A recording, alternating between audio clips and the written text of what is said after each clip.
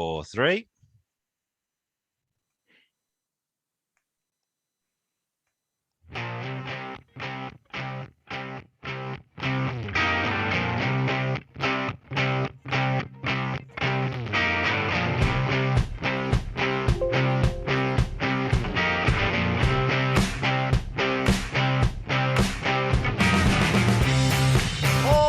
From London, it's Car-Boyz.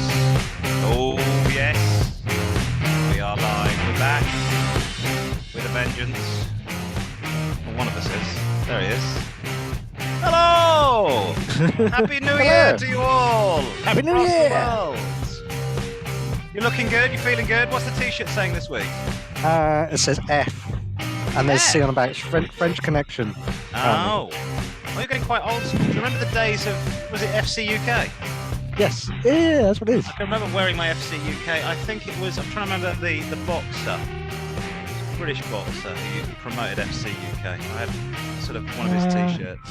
Was it Prince Nazim? No, it's the one that was secretly in the closet. Not nice. Oh, I know who it is. You know the one, don't you? Went out with a football player. Shh. Yeah. Yes, anyway, we don't want no libelous things here. But yes, I had one of those French Connection T-shirts. Yeah.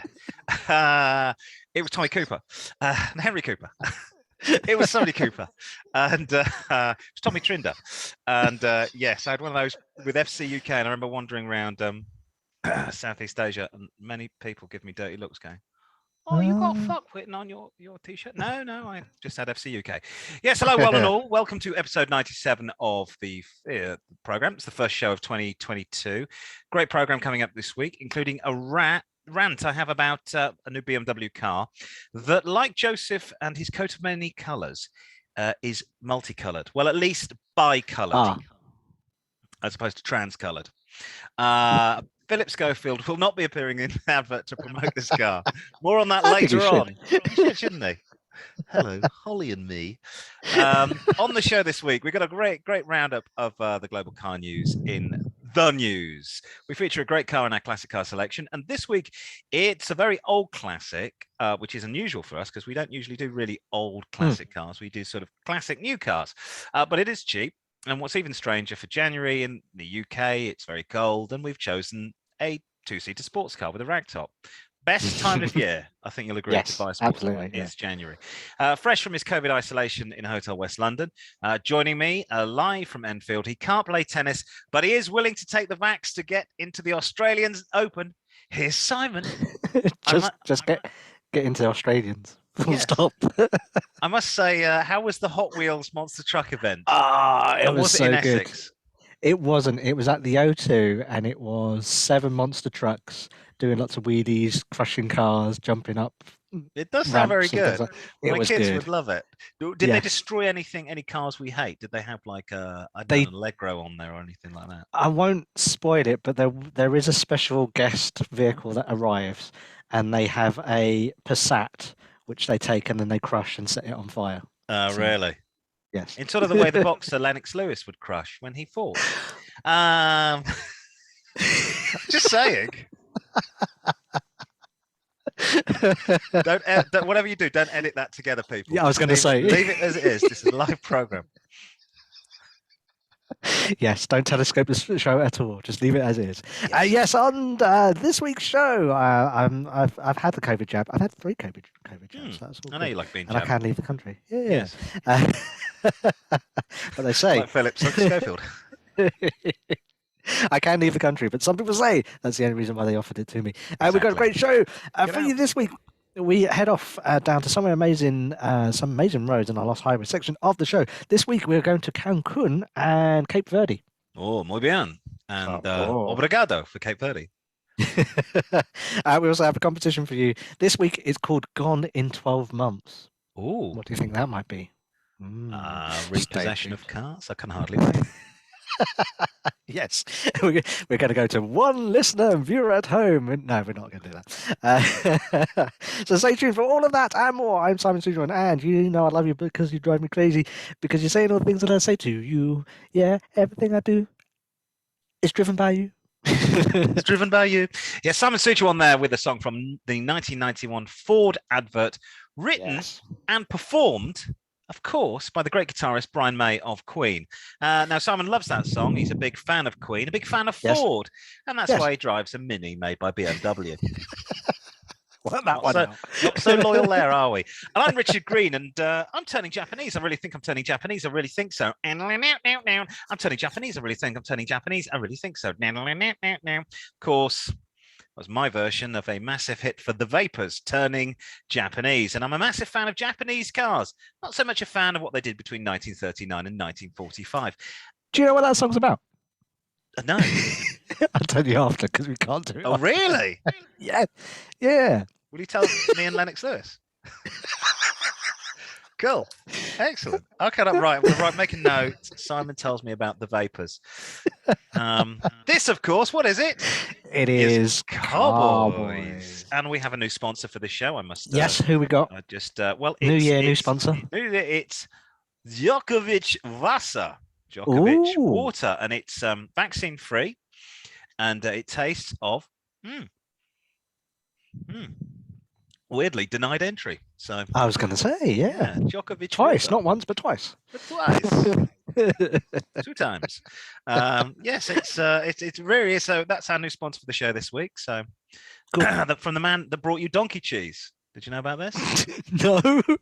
Djokovic, to stay healthy, won't take a vaccine. I mean, I don't really care. I don't really care because I don't. Yeah. I don't really care about that. But you don't do tennising. So I don't do tennising. No, I have played tennis because I find it such a relaxing game. I do like playing tennis, but it's something I always play hungover. So if I go to like a party somewhere and there's some tennis courts the next day, so we should go and play tennis. I'm like, yeah. I always imagine a Bloody Mary in one hand playing tennis. It's not really a sport, is it? Oh, cheese and wine. Cheese and wine. But Djokovic loves to have donkey cheese because he said it's very healthy for him. Where you get donkey cheese, I don't know. So every time I think of Djokovic, I think Scarborough Beach. Some poor man milking a donkey. I hope it's the female version. Now, time on the show for Richard's Rant. It's where I take a sideways view of the world from my own weird and someone would say warped perspective. But unlike other sections of the podcast, this will be a totalitarian dictatorship. I shall rule unchallenged as El Generalissimo. I've got some medals as well that I've awarded myself, and they're very shiny. They're very shiny. Do you have to give them back? No, because I'm a dictator. I even though I've not done anything to award them, a bit like a Prince of England, I get honorary titles that mean F all, and will probably be taken away from me. Now, this week, I've been pondering the latest development from BMW, which promises to piss off every single driver on the road, and more importantly, the people who are going to buy this car. BMW has released a new car. It's the all-electric iX Flow, or Easy Flow, which 9? Is it Roman numerals? Oh, 9 Flow. Sounds like a toilet component, doesn't it? You've got the new 9 Flow. We'll get rid of half a pound of Dundee cake. It changes from black to white. That's a bit of racist, this car. Yeah. White to black. The push of a button. The German automobile firm unveiled the chameleon-like sports activity vehicle this week at the Consumer Electronics Show in Las Vegas. That's what it looks like. Hang on. So a car's being revealed at a consumer electronics show, not a car show? Yes, because it's not really going to ever happen. It's just something to BMW to show off because they haven't sold any cars for the past 2 years. The color changing ability uses the same technology called e-ink, electrophoretic technology, and it's the same stuff you get in the ebooks. So ebook readers, when you take them into the sun, I just tend to take a book. My wife, though, does like an ebook. Amazon make them. Is it Kindle Fire and all that sort of stuff? Yeah. I just take a book and I read it, and then I can get it wet, and then I leave it at the hotel resort. Not that I've been on holiday for 2 years, and then I nick another one. Electrophoresis works. Have I spelled that right? Electrophoresis, yeah. Electrophoresis works by applying an electric field to separate molecules, in this case black and white pigments based on their respective electric charges. Alongside the aesthetic benefits, changing the car's color could also be used to take some strain off the aircon, apparently.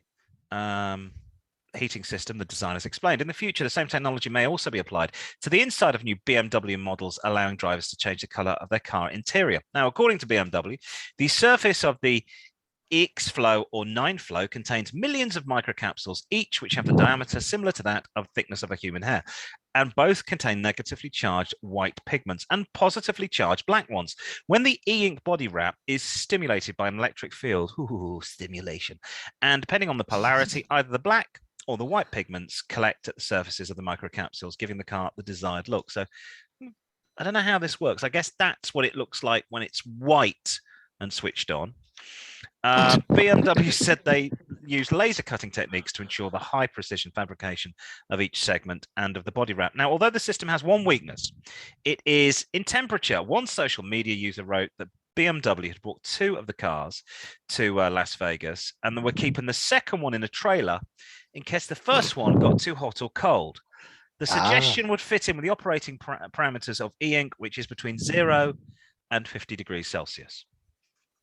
Now, strap in, folks. This is going to be a good one. Here comes the science. Here comes the science.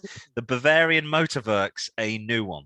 So first of all, this is a new development. It isn't color-changing paint. It's a funky wrap, the sort of thing you see on the side of a taxi or a bus, which, for a start, devalues it for me totally. Secondly, more importantly, why? Why would you ever want this? The beauty of car shapes is that some colors look amazing in certain shapes and some don't. Rosso red really does set off a Ferrari, as that sort of dark navy blue does.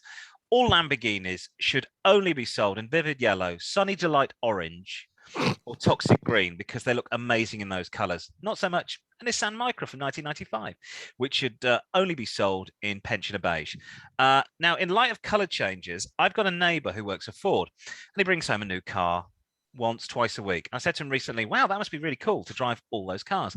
And his response was, yes and no. Yes, I get to drive all these cars, but I have no idea of any of the number plates. So when I park the car, I get confused when I have to pay for parking.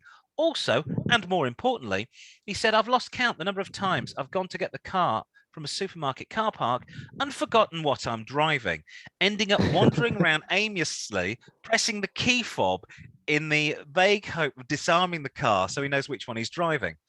On more than one occasion, he's had to ring his office to find out which car he left in. Who the hell wants to try and remember what color one's car is when they left it? Well, it was white, but now I'm thinking about it, it could be black. I can't remember. Which brings me to the next niggle with this stupid process. It's apparently temperature sensitive and only works between 0 and 50 degrees Celsius, which rules out the whole of Scandinavia, Russia, Poland, Germany during the winter, and then the Middle East, Sub-Saharan Africa, Southeast Asia, Asia, and South America for the rest of the year. As I predict, but they do not say, what will happen will either it'll change color on its own or with heat, or it'll fail to change color, or vice versa. So the heat will affect it. Either it won't change color, or it'll change color and you didn't want to change color, and you thought you left a white car and you left it in the sun for half an hour, and you come back in Dubai and now it's black. Anyway, that means you can't drive this car in Europe. Well, you can only drive it in Europe, but you can't drive it in the Mediterranean. You can't drive it in Denmark. It's just that small sliver between sort of the top of Germany and the top of Italy, but not into East Germany. So this is turning out to be a complete shambles. What did make me laugh is this new green electric car will change its color by putting a charge of electric onto a bodywork, so making the charge positive or negative, which will make the car look black or white. Now, my stepdad was in the army for 20 years and he drove tanks in the Royal Artillery. And he had a lovely little armed vehicle called the Daimler Ferret. And when he was on secondment with the United Nations in '67 in Libya, they found themselves in the center of a riot. Now, the rioters tried to overpower the Daimler Ferret and they jumped on top of it, tried to turn the vehicle over. And my dad and the other men inside didn't open fire. All they did is switched on the power that electrified the exterior metal hull of the armored car and forced all the people on it to jump off like a scalded cat off a hot plate. They did this a number of times before rioters soon got the message. Now, to me, that seems a rather more practical application for dissuading rioters from killing you, as opposed to a vinyl wrap which turns your car from black to white. Which brings me to the final point. Why change from black to white? Who cares? I like coloured cars. I like black cars. I like white cars. And let's remember, Simon, all cars matter. Well, apart from Nissans and Dacias. I like the ability to pick a car and the color of a car and do something really strange. I live with it. And if I don't like it, I sell it. I know in this age of electric cars and the latest gadgets, I should embrace the new, but to me, this is a right bunch of old toss. It's as future-proof as the Sinclair C5 or the Laserdisc. It's a diversion to take your mind off the fact cars are getting more expensive, as is the fuel, and the future looks bleak with just a few electric cars for the elite and the rest of us going on the bus. As the new adage says, you will own nothing and be happy. And my response is, will I... Any thoughts? So, if I drive under like lots of electricity pylons, would it change the color of my car? Not unless you've made contact with it. Okay. But as soon as we're talking old school, yeah. Do you remember those T-shirts you used to have in the 90s that used to change colour? Yes, Lennox. Oh yes, I do remember. Yeah. What happened to those? That's all it is. You're not old enough, and neither am I. But do you remember the mood rings from the 1970s? Yes, I like mood rings. I also want to know how long it would be before some kid came up with a screwdriver and just wrote "twat" in the vinyl wrap on the car. But you can have it in black or white. Oh yeah, look, it says it's really cool because it says "twat." It says "cockpit partridge" on the side of my car in white. Yeah, it's very cool. That is the most stupidest idea I've ever seen. I don't see the application. I started reading. I said, "Come on, mate. Yeah, I'm being a bit of a curmudgeon here," and admittedly, I was.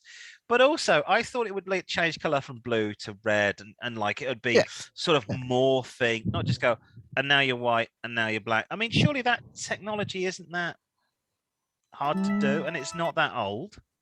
No, not at all. I remember in the 90s, Ford had a chameleon paint on the Ford Probe, and that would change colour. Okay. And the point of that was? But there was no point to it. And it was just... what happened to the Probe and that paint? Listen, I grew up living near Coventry and Birmingham, and you would see cars going down looking very similar to this, but in their effort to disguise what they actually looked like. So AutoCard can get a photo of them. So it's not really paint, it's just a wrap as well. So it's not actually... It's a vinyl wrap. Like the ones you get on the bus that say, "Wicked, now playing at your local theatre." Do we have some news? Pointless. Let's have some news. News time.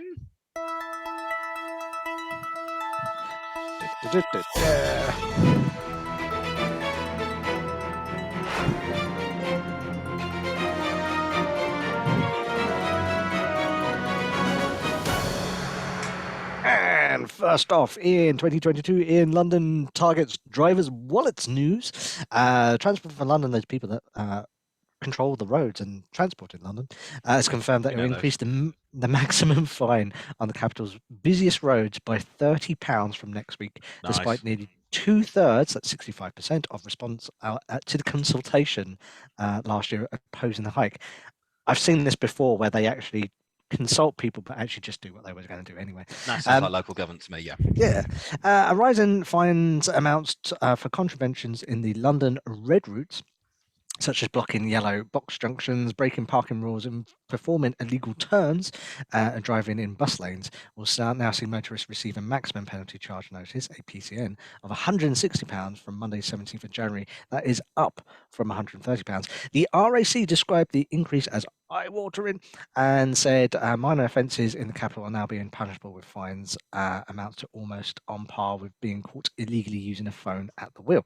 Transport bosses said increased fines will act as a deterrent for those who fail to follow rules, which it says puts the safety of themselves and other road users at risks and cause disruptions and delays on some of the capital's busiest and most important roads.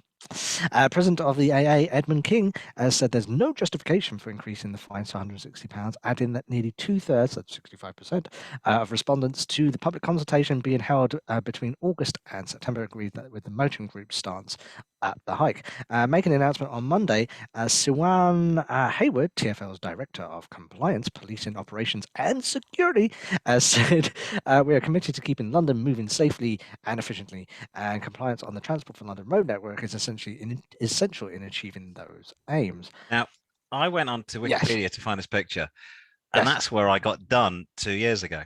Okay. So we see where this silver car is over here. There are a set of lights there, and there's a box. and there was just about enough room for me to get across, but apparently there wasn't because my right back wheels were on the box. So I got a nice £60 fine. I like to say to Transport for London, thank you very much for giving us so many other options as opposed to driving a car, which of course they don't. From where I live, on a Sunday, there's one train an hour into the centre of London, right? And I live on the outskirts of London, which is exactly the same as I had into the second capital, Birmingham, about 35 years ago, and from a little village in the Cotswolds. Little village in the Cotswolds. It's exact, and I think pretty much they still run that train on a Sunday once an hour. What a crock! The sooner we scrap the GLC, the sooner we scrap Transport for London, the better. The only reason these people are in their cars is because this is the quickest and cheapest way to do it. There's no other way. There's no other way to do it. And I admit, I really do think people use their cars too often. I've seen it when my kids used to go to school, parents picking them up from round the corner. I live about 3 miles away, so I've not really got any choice. I'm not getting on the bus, and they're a little bit too little at 6 and 8 to be cycling 3 miles. So that's never going to happen. Plus, it pisses it down with rain, so it's never going to happen, and I'm not going to do it. So whatever you say, I'm not going to do it. I don't know about you, but I drive around now just expecting I'm going to get fined for something. Yes, what you have to do. I used to feel quite guilty about getting fined. I think I've broken the law. Stop thinking like that. This is just another element of tax. Expect it. It's tax. This is taxation. So I've had a ticket for that. I had a parking ticket not so long ago when I couldn't get the machine to work. I just look at, my wife was pregnant with the first child, and I went to get some bread, and I thought, well, I went this really narrow street, so I won't block the street. I'll put the whole car on a pavement behind a garage, and I'm literally going to run to the bakery and grab the bread and come back. And the guy put a ticket on my car, and I went, yeah, but I'm literally, yeah, but you parked on the pavement. Yeah, but literally no, it's a tax. All of these things are a tax. They're not to make anything safer. They don't care about that. Get into your mind that they don't care. They care about themselves and their political careers. They do not care about you. They if they did, then maybe the mayor of London would actually get on public transport and not go to work in a Range Rover. So can I go? And also, guess what? Black cabs aren't public transport. They're expensive. And Ubers aren't public transport. Public transport are buses and trains. So make them better, and we'll all get on them. But you're not going to. And don't worry. When I get a ticket now, I just go, ho hum. Yeah. That's what you got to do. You got to think of it as just like, oh, whatever. Don't take it personally. Moving on, and in frozen windscreens, get a motorist £100 fine news. A driver was fined £100 after they were spotted with just a porthole, quite clear. Hang on, have a look at this. In their misted over windscreen. Police in Scotland said the vehicle stopped. This was last July in Scotland. Police in Scotland said the vehicle stopped in Bonhill, West Dunbartonshire, as children were leaving schools last week. The force said the driver had not sufficiently demisted their windows, placing children and other road users at risk. That's fine. You've got plenty of. You can see under there. That looks like a fish at the bottom, and that looks like a bum mark. You on can there. see, It's surprising we haven't got to footprints here. So the photo officer shared. The officers offered the shared photo of the car, windscreen misted over, with just a small viewer hole cleared on the driver's side. They urge people to ensure their vehicle is safe before setting off. The driver was issued with a £100 fine and 3 points on the license. I think that's very harsh. Argyll and West Dunbartonshire police said, well, we had nothing else to do. So, sorry. They said on Facebook, when it's cold and wet and often icy, it's important to take extra time to make sure your vehicle is safe for the journey ahead. Ugh. Now, we had a viewer email in last week about their windscreens. I have no real opinion on that. I think you're a bit of a dickhead if you don't clear it off. So we gave all this advice about how to clean your windscreen, and credit card, or I've got a scraper, I've got AutoGlyn. Other companies are available. Do a very good. It's expensive, but it's very good. A de-icer. Yes. Pump action, and it's great. Not the can. Pump action. That's what you want. Yes. And I was using that this morning because it's very cold. Now, I was using this yesterday morning to clean my car, and my neighbour has not been listening to any of our advice. And the reason why is I watched him come out of his house and get into his car and switch the engine on. And he proceeded to put the windscreen wipers on ice, which just went right. I don't know what happened because I was sort of standing there watching, and then he did it again, and it went and did completely nothing. But he didn't get out of the car. So I left my house after about a minute or so, and he was still just sat there going, I assume with the heater on. I used a bit of de-ice from the scraper, and I was gone in about a minute. He could still be. I should have a look outside that window. He's still there. He's still there. With. Funny thing is, I know you screwed up that piece of paper. Yes. But is that ice or is it just condensation inside the car? Well, let's go and find that screwed up piece of paper. Because I think that looks like condensation more than anything. Well, as good a target as Lennox Lewis's. Let's have a look. See, I don't know if that's ice or is it just inside. I think you're right. I think that might be inside. Because that mark at the bottom is probably where the heater's been on. Oh yes, it is. Although what you can do, I've got a little chamois. Get yourself a little chamois leather, and just go. I've got one of those little sponges. Cost me £1. And give it a wipe. Yeah. No, so if not, one of the children, dog, your hands, your hats. Yeah. I don't get it. I don't get why they would. Yeah. I have driven off before. Between you and yes, me. but you clear the front of the windscreen. Clear the front. Then inside it was steam. It goes white, and I'm like driving along, head out the window. Oh dear. Meanwhile, in what was the biggest selling car of 2021 news, sales of the new motors revealed remained at almost a 20-year low, with a fraction less than 1.65 million passenger cars entering the market in a desperately disappointing 2021 for the motor sector, according to industry bosses. This came as vehicle production was crippled by semiconductor chip shortages and heavily influences major shake-up of Britain's most popular new cars, with Ford Fiesta being knocked off its perch for the first time in 12 years by the French Vauxhall Corsa, becoming the top seller. Tesla's £42,500 Tesla Model 3 was second most popular new car of 21. This can't be right. No, I know. With almost 35,000 registrations per unit, up the order from 14th best-selling motor in 2020. But forget cars, it was the Ford Transit custom van that was the vehicle sold in the highest numbers. Yes. Annual car sales were a mere 1% point higher than a lockdown hit 2021, in which showrooms were forced to close for months, making it the second worst year for registration since 1992. The Society of Motor Manufacturing Traders confirmed this morning. The manufacturers facing significant part supply issues were forced to make technical decisions around priority of production and consumers buying an increased number of electric and hybrid vehicles. The list of UK's best-selling models of 2021 looks drastically different to how it did before the pandemic. So, here's a rundown of the top 10 most registered new cars last year. Over to Rich. Not on, that's right. Time for a Top of the Pop styling countdown. Top 10. Just in at 10, over 27,000. It's the brand from the land of the rising sun. It's the Toyota and the Yaris. Meanwhile, at 9, across the Sea of Japan, we're at Korea. Their very own Kia and their lackluster Sportage. Claws out for the Americans at 8 with the Ford Puma with over 28,500 UK sales. Back to Japan at 7 with Mom's soccer car of choice, the Nissan Kumquat. Any school run mum park one of these successfully? I think not. The Germans take 6 with their VW Golf, selling almost 31,000 cars, and they're still on the advance with the VW Polo, but this time they're not heading for Moscow, but the number 5 spot. It's all about the Teutonics at 4, as Mercedes-Benz and the A-Class just miss out on the top 3. And at 3, taking bronze, it's more Germans, but this time the ones from Munich. No, it's not the National Socialist Workers' Party, but BMW. Their small car. They do like the Das Mini. Close but no cigar for the all-electric South African brand known as Tesla. But who can afford this, we ask? They're second on the podium, the Model 3 selling almost 35,000 cars. And the number 1 spot for new cars sold in 2021. It's the humble Vauxhall Corsa, which is effectively a Citroen.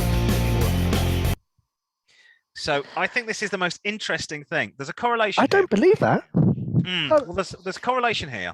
Who are buying these? People that know cars are not buying cars unless they've got stupid amounts of money. If you're, Johnny Depp, you want a new car, it's going to happen.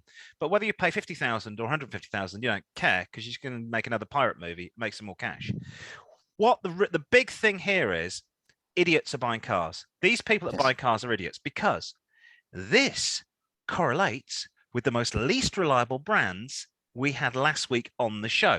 So the least reliable brands included Land Rover, included Citroen, Peugeot, Renault, Jaguar, Fiat, Nissan, Vauxhall again, Volkswagen, and Mercedes-Benz, which are the most, apart from the Tesla. The Tesla is the weird one, and the Tesla is the weird one because there are a certain amount of very, very rich people that can afford a Tesla, and they're buying a Tesla because they need a new kitchen. They know nothing about cars. They don't go on holiday in Yorkshire or Cornwall or Scotland. They fly away on their holidays, and they want a Ponzi car to ponce around in, to be seen to be doing the right thing, like letting little children in the Congo dig up rare earths with their bare hands. So they think, yep, that's the thing I should do. But the rest of it mirrors people that don't really know anything about cars and mirrors those awful brands: Citroen, Peugeot, Renault, Nissan, Vauxhall, Volkswagen, and Mercedes-Benz, the top worst, least reliable brands according to the it's the Max Power survey that we did last week. So it's interesting times. That means there's not a single Focus or Fiesta in the top 10. No. How is this possible? Well, I don't know. And maybe these figures have been massaged somewhat. But I would have thought that. But then people that are going to buy a Citroen, maybe they're slightly more, or buy a Focus or a Fiesta. Maybe these people are slightly more, I don't want to say clever. Well, they've probably got a bit more nous about, and they're going, well, we'll just hold off till next year. Let's face it, the Fords are slightly more reliable than French cars. They're probably not breaking down as much. So are these people thinking, I'll just wait, and then next year you'll see these brands rise. I do think, on another note, that the constant going on about Tesla is, it's smoke and mirrors, because Tesla aren't selling that many units. I don't care what people are saying. I'm not going to buy a Tesla. It's never going to happen. I am honestly Charlton Heston with you will prize the internal combustion engine out of my dead cold hand. You are not taking that away from me. And I don't want an electric car. I got a friend who works with me. Did I tell you this? Who came down from Manchester to work with me in West London. And I said, oh, you're still driving? He had a CRV. Sold that. Yeah. What have you got now? Oh, I've got a Hyundai Ioniq. Yeah. Electric.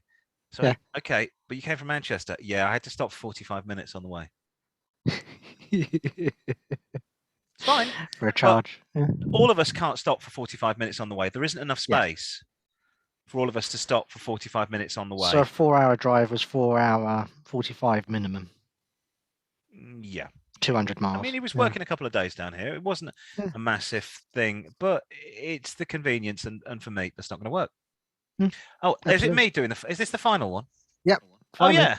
And finally, in Mercedes, talking of Mercedes, how crap they are. In Mercedes, designer car looks like it's been created by Jerry Anderson of the Thunderbirds. Marina, aquamarina. What is that strange, enchanting smell of fish whenever you're near? Come on, Troy. Weren't they smoking as well in Super Mario Nation? I bet they've had to edit that out. Boss, you're smoking a big cigar. Come on, this is good for your health. That's a real hand. Now, Mercedes has released images of its final collaboration with the late fashion designer. I'd never heard of them, but you can obviously tell I know nothing about fashion. Virgil Abloh.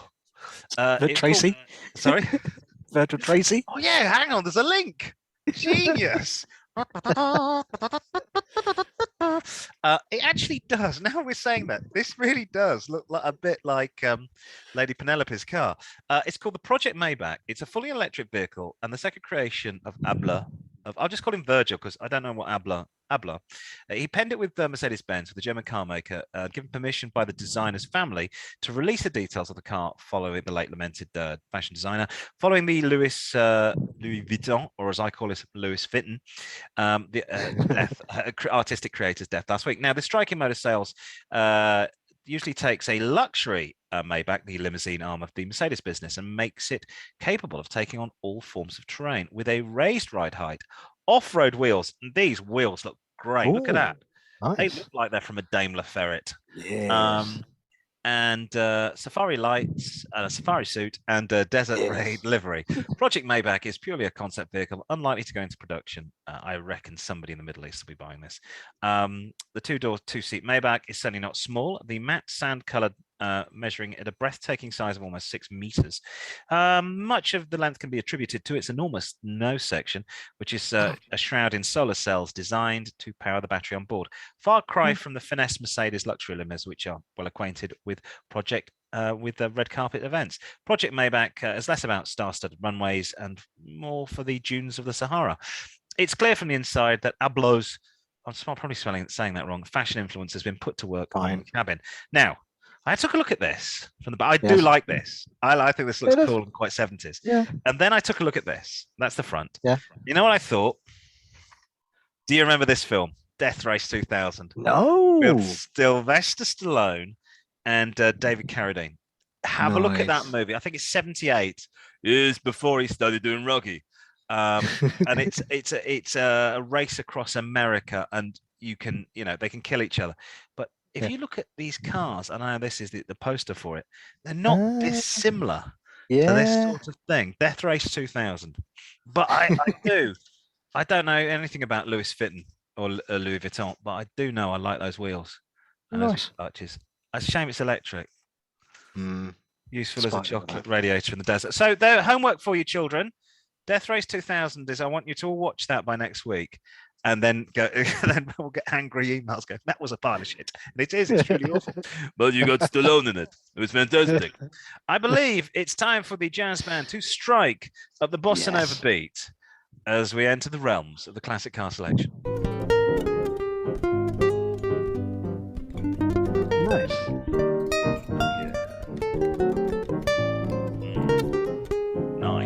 Nice. Enjoying this. Oh yeah. They've had a new supply of fentanyl this week, so everything's a little bit lower. Really into I was going to say that bass was a bit unusual. Yeah, it's falling asleep. Wake up! Nothing like a bit of fentanyl on the show. Time now for the classic car selection. We take a look at a classic car that's been overlooked, a diamond in the rough, if you will. A car that should be recognized for the true classic it is. From a long-forgotten 1970s saloon that everybody loved, but got lost in the midst of time, to a strange vehicle that was never a success, but today could be your perfect ride. It is time for the classic car selection. This week, we turn the clock all the way back to those heady days, the 1960s and 1970s, where men were men, women were women, and anything else in between was either called Dick Emery or Danny LaRue. And we continue the theme. He's like, who is Danny LaRue? Don't have a Danny LaRue. Don't have a Danny LaRue. We continue the theme of sports cars and soft tops, and now is the perfect time of the year to buy one and get a super duper deal. This week, and it's really unusual for us, we're focusing on a classic British sports car, namely the MG Midget. And there is one. The Midget was the result of more clever badged engineering from British Motor Corporation. The original concept was sired from Austin Healey's Sprite Mark II and a few other minor trim differences. The Healey and the MG were all intents and purposes the same vehicle from 61 to 69. The Unit Construction Sports two-seater was conceived as an Austin Healey, moved to MG, ensured serious sales.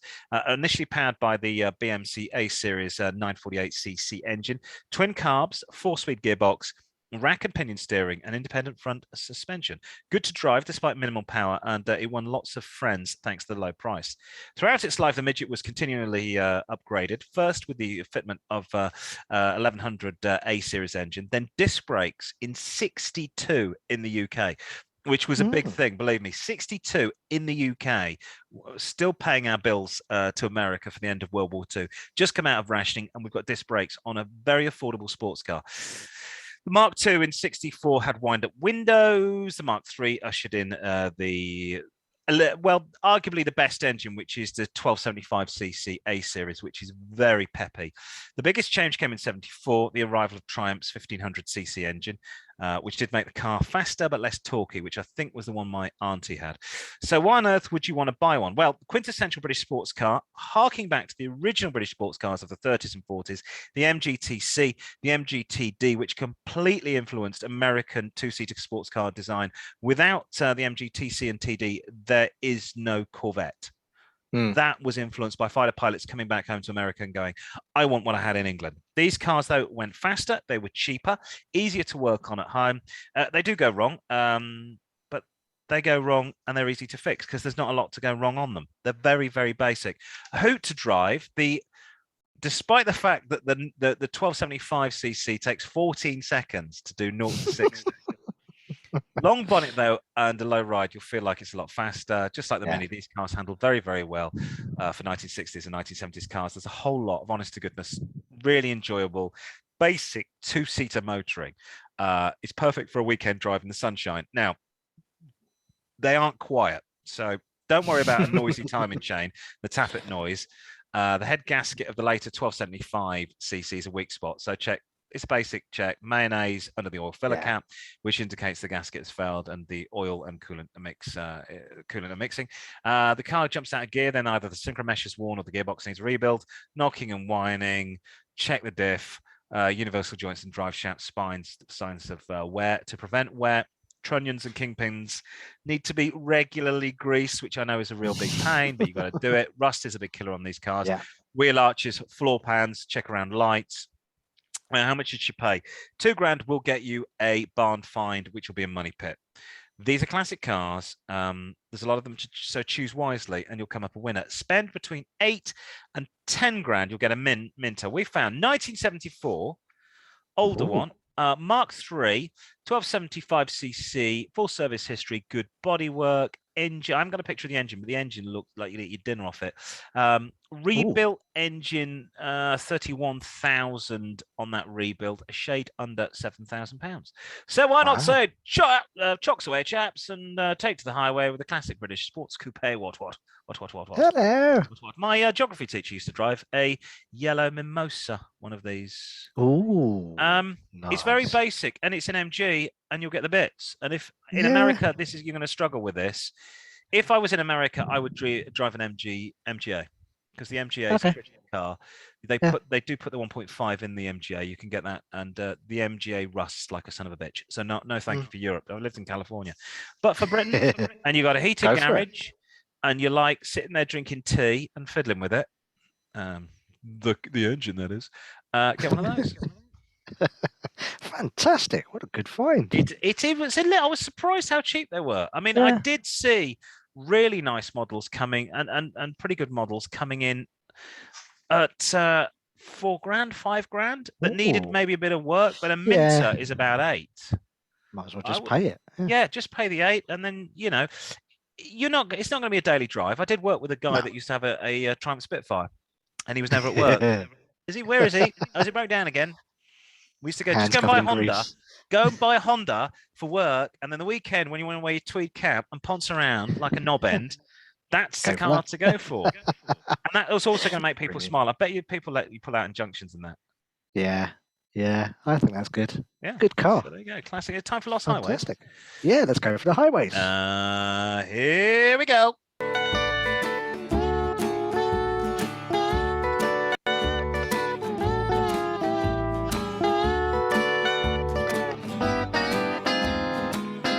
You got pretty mouth.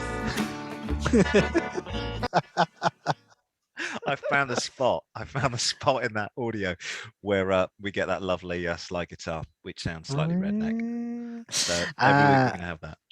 But that music, of course, signifies that it's time for the Lost Highways. And regular listeners of the show will know it's the feature where viewers email us in and give us their favourite roads and reasons why they love them. It could be a quiet coastal road that leads down to the sea. Alternatively, it can be a straight two-lane blacktop that leads to infinity and invites you to go in the middle to the middle. Whatever your poison is, let us know your perfect driver road here on the Car-Boyz. Rich is struggling to find the details. I'm just getting out fantastic graphics, and it's time to run the roller. Email the Car-Boyz at car-boys@outlook.com. Facebook, car-boys, boys all with a Z, at Car-Boyz with 4 Zs. Twitter, car-boys with a Z, at car_boys with a Z or a Z if you're in America. Instagram, at car_boys with 3 Zs, because 4 Zs and 1 Z and 2 Zs was already taken. Yes. First into the Car-Box inbox for 2022, Lance gets in touch with us from Harrow, Northwest London, and says, welcome back, boys.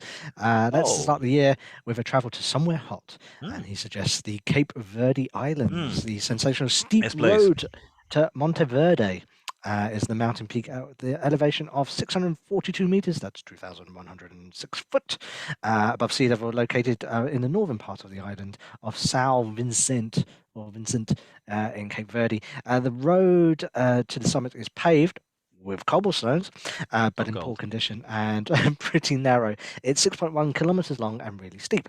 The elevation gain is 437 meters, and average gradient is 8%, with sections up to 12%. Located within the Monteverde National Park, the drive is definitely worth it. There are many excellent photo opportunities. Don't take your camera, lots of film and memory to take at the top of Mount Verde. It's spectacular, featuring views of the entire island, including Bahia das Gatas, the city of Mindelo, as well as the island Santa Luisa and the east Santo Antão in the northwest. Yeah, I don't speak Portuguese. I'm assuming Monteverde is Green Mountain. Yes. I'm guessing so, yes. Although it's quite grey with lots of... I didn't really know you could do this in Cape Verde. I had friends that went on holiday there and went, what is there? There's a beach and the hotel, and the beach and the hotel, and the beach and the hotel, and get drunk, and the beach and the hotel, and the beach and the hotel, and then get back on the plane and come back. The good thing about Cape Verde as well, as my friend told me, there's very little time difference, so don't get jet lag. You just go straight down. So very interesting. I'd love to go there. That sounds cool. Finally, continuing the theme of hot places to drive, Lulu gets in touch to say, "Dear Car-Boyz, have you been to Cancun? No. Have you been to Cancun? No, I haven't. No. You've never done when you didn't do your Easter break there? No. University? No. No, I've seen some videos of that. Most importantly, the highway in the Yucatan Peninsula, which is 180, which runs all the way from Texas, the Mexico border, to Cancun on the Gulf Coast. Looking at a map, you will notice for parts of the route, there's both the 180 and the 180D. And the 180 is an original highway, where the newer 180D is slightly larger. Oh no, its sections are toll roads, or cuota in Spanish. The good news is these toll roads are in good condition, generally always dual carriageway, and surprisingly light in terms of traffic. Why is there so little traffic? They're expensive. For example, the first stretch from Cancun to Valladolid costs some 285 pesos, while the onward section there from Merida costs 165 pesos. So £1 is 27 pesos, so that's about 10 quid. That's expensive. Yeah. Mexico. It is possible to skip the toll road and follow the older 180 along the way, but it will take at least twice as long, and the cartel will kill you. No, I'm joking. I didn't mean that. But look at the view. That is a nice looking road. Now, the other thing, and I would say about Mexico, is I've been there once, really enjoyed it. Roads are super. Roads are really nice. I don't remember them being, I didn't really get off the beaten track, but I remember them being quite nice. They have this national system in Mexico, which it's free, and if you break down, they'll come and rescue you. Cool. It's genius. It's like they won't retrieve your vehicle, but if you're trapped, they'll go, yeah, we'll come and get you. And it's like a sort of, it's a state-run sub-police. See, that's what I call a smart motorway. Well, yeah, exactly. As opposed to the ones we have in this country, when red X means don't drive in this lane. Oh no, we haven't got any brake. You haven't got any lanes on the side in case you break down. That was clever. That was a clever invention, wasn't it? Seems like Mexico understand it better than we. Yes, I think that, yeah, and I can attest that Mexico has Mucho grande tequila. Very nice. Yeah. I've never been to Yucatan. I've been the other side, Pacific coast in Jalisco. Okay. And had a lot of fun there. Yeah, we give you the address once again. I'll just flash it up. There it is. Please email Car-Boyz outlook.com for your favorite driving roads. And it's time for me to break the guitar out. Live music now on the show. Yes. As we delve into the mailbag.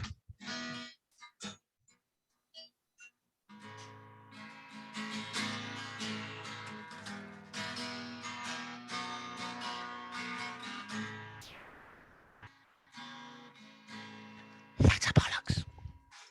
It is. Letterbox. Alan in the Lake District. Hello, Alan. Steve. Alan. Steve. Says, all right, Car-Boyz. Hello from Cumbria. Hello. He lives near Penrith and is about to retire. Excellent. He's saying goodbye to his company car. Yes, retire to the drawing room. I'm retiring for the evening to the drawing room. He lives near Penrith. He's about to retire. He's saying goodbye to his company car, which he wants to spend £6,000 on a runaround with 4x4 for those steep mountains. What do you think, lads? He doesn't need a big engine. But it'd be nice to have the ability to drive to Manchester so he can catch his flights on holiday. Ooh, please make it reliable. What do we say? Usually we go for Japanese on these, don't we? Well, we usually do. And I had a look around, and I know Simon loves a Cougar, which is fair. They're they're quite attractive, and he has a lot of history with Cougars. But their reliability doesn't quite do it for me. And I personally prefer a younger model, one that doesn't remember the Vietnam War. I've had a good look on the CRVs. Most of those are too old. So we usually go Jap. They're too old. I did see quite a few different cars online. Firstly, the Suzuki Grand Vitara. Now, the design of that's older. It's like quite an old design. You can get a 2011 model with a 2.2 litre engine petrol. That's under 6. We're assuming we're going petrol because he's not spending too much money. Now, I saw a diamond in the rough here, and it winked at me. It did? It did. It went like that. The one I'd go for is the Subaru Outback. We found. I know you like that. I do like that car. I do like the car. 2012 model, 57 on the clock, full service history, 2 litre petrol, 6-speed, sporty Boxster engine, available to you for less than £6,000. Why saddle yourself with an SUV? This thing will be good on the highway. Look, the roads aren't bad in the Lake District. The main problem with the Lake District is in the winter when it floods. Yeah. And you need to get through the flooded water. 4x4. Subaru, relatively reliable. Quite versatile. I'd say go for that. Yeah, it does look nice. It does look nice. That's a bit of a Subaru fan. Look, I like the little thing on the hood, the scoop. Yeah. Okay, Mickey Blue Eyes 24/7 wants to know what we think of his new car. He's phoned us. I think he's been in touch before. I've got a feeling he's in Florida. He's bought a 2015 Dodge Charger, ex-police issue, good man, in white, for last week's show. 37,000 on the clock. He got it for just under $12,000, which is around £10,000. Yes. So it's a 7-year-old car. The engine, 3.5 V6. It's immaculate. He says that's so low. He doesn't think it's been running, but look, this is a picture of it. Look at those wheels. Look at those cop wheels. And look at the light. The light on it. The only downside, it's got these sort of 3 holes here, and it has 3 holes similar on each corner, which I assume were either lights or maybe a blue lights. Badge. Stick on blue lights. Oh yeah, or maybe a badge. Or spikes. Spikes. I mean, I suppose I don't know how much it would cost to fill. I mean, you just get somebody bodyguard work guy to fill those. Oh no, the holes. Yeah. I would leave those wheels that cool and that light. But he said, absolutely immaculate. He thinks it's could be the police chiefs or someone who works in the admin because none of it's curbed. Yeah. I mean, he said it's just these are great cars. And a lot for £10,000. That's a heck of a lot of car. The only thing with police cars, we do totally approve of that. I want to sit in it with Simon and say, I've got half a pack of cigarettes, a tank of fuel, and we're 8 hours from Chicago. Hit it. and then have Carrie Fisher fire a rocket launcher at my head after I sing some classic Stax tunes. You've got one. You've got another one. Oh, here you go. There's a picture. Yeah. Yes, Derek from Bromsgrove says, "Hello, boys of the car. Hope you are both good. Yes, COVID-free. I have a problem with my Honda Civic 2014 sat nav. The clock on the sat nav is reading 1 hour too slow. Could this have been after, like, I don't know, October? Cannot change it in the menu. He's confused because surely the GPS should do this for him." No, he said it happened in the new year. It didn't happen in October. Okay. Now I had a look online, and there's loads of threads about this. It's been going on for a while. Okay. Honda and their GPS systems. Some people now, what people are finding is when they're going into it, it reads WET, wet, not GMT, and that's not because it's horny. No, it's because it's reading Western European time, so it's an hour ahead. So it's reading a GPS signal. So there's a couple of things we think it could be. It could be the 2022 IT glitch that people are talking about. It's affected a few computer systems, wishing stuff back to 2002.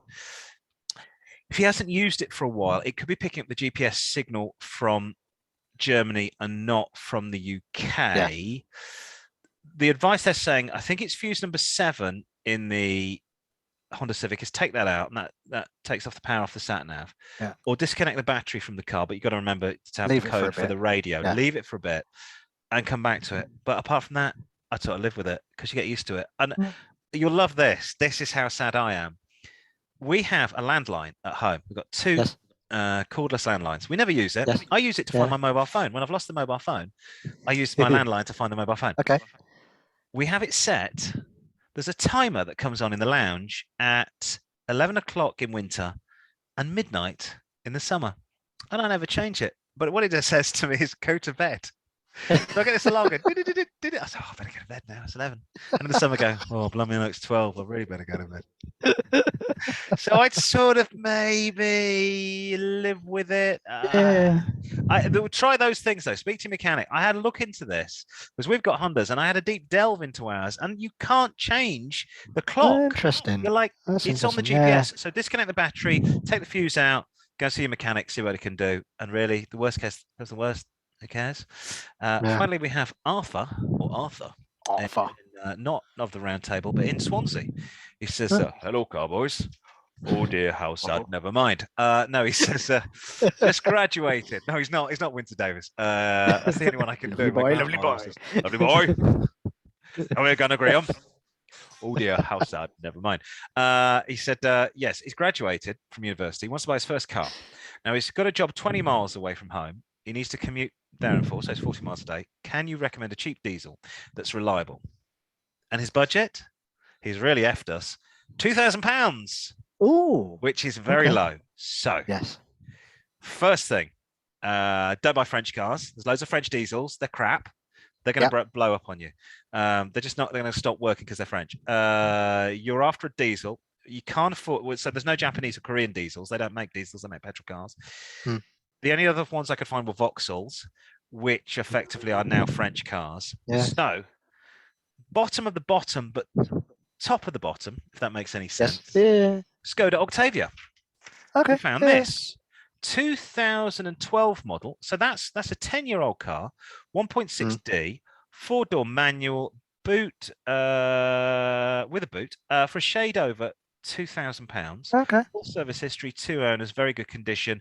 What lets it down?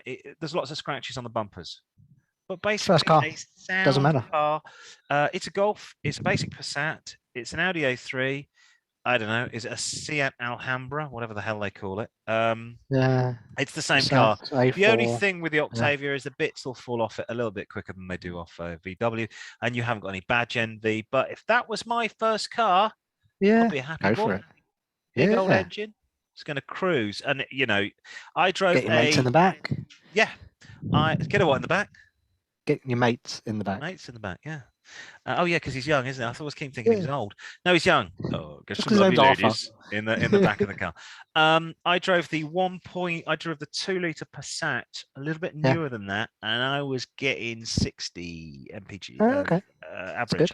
Oh yeah, I was never filling up that car, so you'll enjoy that. So yes, well done. I've just found, we were having problems before we started this show. I couldn't find the script. I found it. It's in the wrong. It's saving. It's in the wrong place. Oh dear. Bollocks. Right. Never mind. Never mind. Moving swiftly on. Is it competition time? Competition time. Okay. Now wait. I've got some. Just give me a mo, because I did rustle up some new music, and it is an absolute corker. It's, if you like classic quiz shows of the 1980s. Then you're going to go, so gird yourself, and just stand by. Here we go. Big fanfare for the new quiz TV show theme music.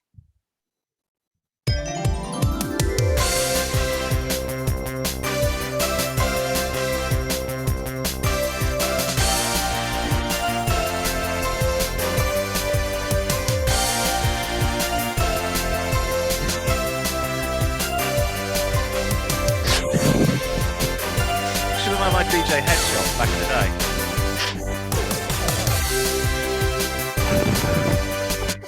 No, that's the one you win. That's your side profile. Your mugshot. There we go. Do you like that? I like that. Hang on. Let me give you some. There you go. There's some crowd. Come on, crowd. Hey. Thank you. Because of course it is the new year. This week's big quiz looks at new cars, but more importantly, cars that will no longer be made. Well, like all of them, we've only got about 8 years left, and there'll be no cars made. We're driving around in milk floats. So recording this quiz, it's gone in 12 months. It's cars that are going to be killed off by their manufacturers within the next 12 months. Right. And we're taking our contestant Richard from South West London. Now, hello. Rich, do you feel like you know which cars are going to be kept and which ones are going to be consigned? I think I've got a good handle on this. I think I know. I think I know. Cool. We have 10 cars. You have a choice of either dead or alive. So answer either dead or alive. You are playing for a spark plug socket thingy. Ooh. You don't get the wrench thing because you won that a couple of weeks ago. But you, I did. Yeah, the torque wrench. Yeah. Okay. Yeah. Nice to get spark plugs out. I could just give that to my mechanic because I've no intention of doing that. I don't get it. These don't get Look dirty. how clean it is. Look how clean. Look how it's like my hands. Why you can hit a burglar with it? Crime rates are going up. So eyes down looking. Let's go for it. Question number one. Car number one is the humble Ford Fiesta. It looks like this. Is a Ford Fiesta going to be dead or alive in 2022? Well, I better. Dead or alive. Dead or alive. Pete Burns definitely dead. You spin me right round. Like a record player. Right round. Apparently it was big in Japan. They can't get rid of the Fiesta. No way. I'm going to say it's going to keep going. It is going to keep going. Yes, 1 out of 1. It is going to be still here. Well done. Question number 2. This heap of junk is the BMW i3. Is it going to be dead or alive? Well, if you've got an old one, they're nearly dead anyway. And an old one, I mean about a 4-year-old one. Larry David on Curb Your Enthusiasm used to drive one, and he doesn't drive one anymore. So I'm going to go with Larry and say they're going to kill it. They are going to kill it. Yay! In this country, it may still be around, but definitely in America, they are going to kill it. It's like one of those, you don't know which way it should drive. It's like some sort of weird futuristic car. In the future, we'll all live on the moon and drive this piece of shit. We go from a heap of shits to the beautiful Aston Martin DB11. Oh, hello. Ladies. Hello. Yes, I drive that to the club. DB11. Oh, yeah, Aston Martin are going under, so let's say it's going. No, it's going to be still alive. They're still going to have that. Well, actually, yeah, really? Unless Aston Martin do go under. Yeah, but no, they're going to keep that going. Okay, no, that's good. I'm pleased. 2 out of 3, not bad, as the song said. Question number 4. Let's have a look at this. Hopefully, we've got a picture of it. Yes, we mentioned it earlier in the show. It's the Kia Sedona. Actually, do you know, I better be careful because I think my brother-in-law's got one of these. And he treats it like a red-headed stepchild and loves it. He's got 3 kids, 2 dogs, so he just mashes it. Does he call it Harry? I don't. He doesn't care. He drives it like an absolute nut job as well. He doesn't like. Oh yeah, I lost the. Like last time I saw it, the wing mirror had been gaffer taped back on. I'm going to say they're going to get rid of it. They are going to get rid of it. They're no longer going to produce this vehicle, the Kia Sedona. There you go. Well done. He does like his. It looks awful, but Four out of 3. Question number 5. It's the Audi A4. There you go. The Audi A4, who are hated by many motorists. Yeah, it's going to be dead or alive. I would say alive. I can't believe they're going to get rid of this.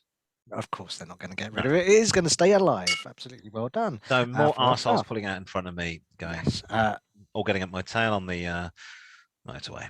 Yeah. Sorry, I'm just trying to get the white balance right. There we go. There you go. Nice. Yeah, there you go. So yeah, well on the way to getting the smart plug socket. Fantastic. Question number 6. Really let's find a picture of this. It's the horrible Nissan Juke.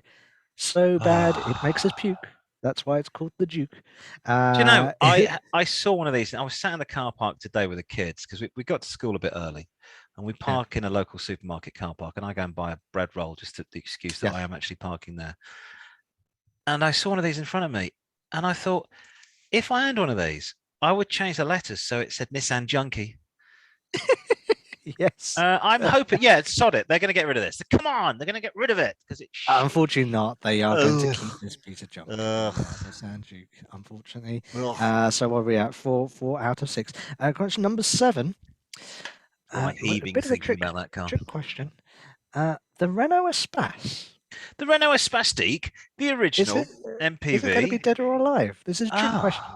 Let me see if I can channel Pete Burns. Pete Burns is going to be dead or alive. Oh, I'm just going to. All I'm coming through is prolapsed anus. Let's see. I think. Do you know they can't get rid of the Espace? I'm going to say it's going to stay. It is going to stay, but it's a white balance. Balance. Well done. And back. Oh well, I'll have to just. There you go. It's back in the room. They've not sold the Renault Espace in Britain since 2012. So, what do you mean it's going to stay? So it's still saying they still produce it in France. But nobody, because it's crap. Nobody wants to drive it apart from the French, and even the French drive Dacias these days.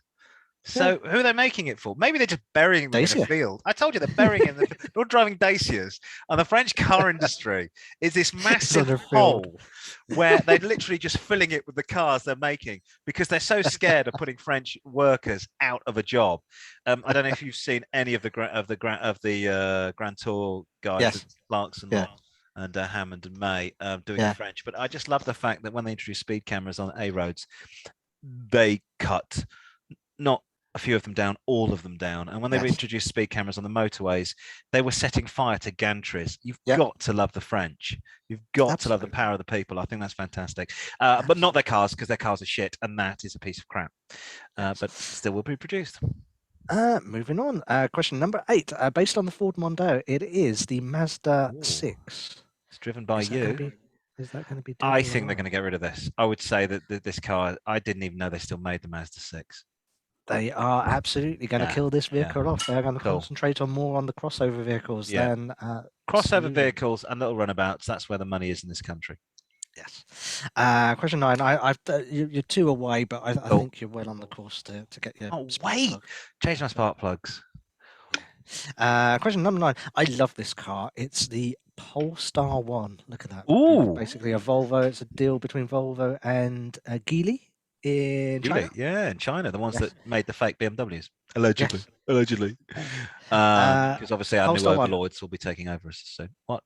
Yes, I've just my mother-in-law's neighbour has one, and it looks lovely, and it's a coupe, and it looks sort of fat 1970s sort of fucking muscle car. Yes. Unfortunately, it's electric, which to me is not a ball balls. I can't see they're not. They must be keep producing this. It's a good-looking car. No, they're killing this off. That is going. Yes, they're not going to produce this car anymore. They've only just started producing and started selling them. Okay, they're now going to concentrate on the Polestar 2. As opposed to this one. So that's gone. And last but not least, you're definitely going to get the spark plug. Marvelous, fantastic. Let's find a picture for this one. For the last one, question number 10. Number 10. Yeah. It's the world-renowned Toyota Land Cruiser. Is this going to be dead or alive? This is a difficult one, because I was looking at these, and they really haven't made these I don't know whether they've been bringing them into the UK. I think they're going to still make it. No, they haven't been bringing them into the UK for a few years. I can't believe that Toyota are not going to make the Land Cruiser. So I'm going to say it's going to be continued. I hope. It's a trick question again. So again, they're still going to produce them because they make the Land Cruiser. Is it the Amazon, the big mother? Yeah. So they are going to still produce them. Mm-hmm. They're not going to sell them in America. Okay. However, it does have a twin, which is the Lexus LX. So right. They're not going to actually have the Toyota Land Cruiser. Certainly in America, they're not going to have that anymore. They're going to have the Lexus version of it. So they are technically killing that off. So yes, you win. I can't wait. It comes off. And it's got an extension bar as well if you want to. I could use it as a walking stick for a small dog. As I say, twirling baton. When I go and join the Boards Brigade again, they won't have me. They sound too old. I go down there wearing my shorts. I have a shave, get rid of the grey beard, and still they won't have me. Well, that's what the judge said anyway. Yes. So that's it. Thank you very much. Thank you for that. Yay! We got some applause. Sorry. I need some more applausing. Thank you. Yeah, thank you very much. And some more. Let's have a touch of the old quiz show music as well. The best way to make money. No, I really should pay more. I should pay more for what's it, shouldn't I? But I don't, because obviously this show makes us absolutely jack shit. There we go. More game show music. I like that little build-up. Sound of hope. That's about it from us. Thank you very much for tuning in. Off to do anything exciting this evening, Simon? No monster trucks, no nothing. No monster trucks, no nothing like that. It looked very good. I think everybody watching this show will be very jealous of what you got up to. I certainly was. I was sat at home with children, having to do fatherly things, and I thought I'd much prefer to be at the monster trucking. So that's about it from us this week. Keep the emails coming in. Don't forget to like and subscribe, please, to the channel. We only survive because you're out there and we basically have nothing else to do. So thank you very much for that. Say good night, Simon.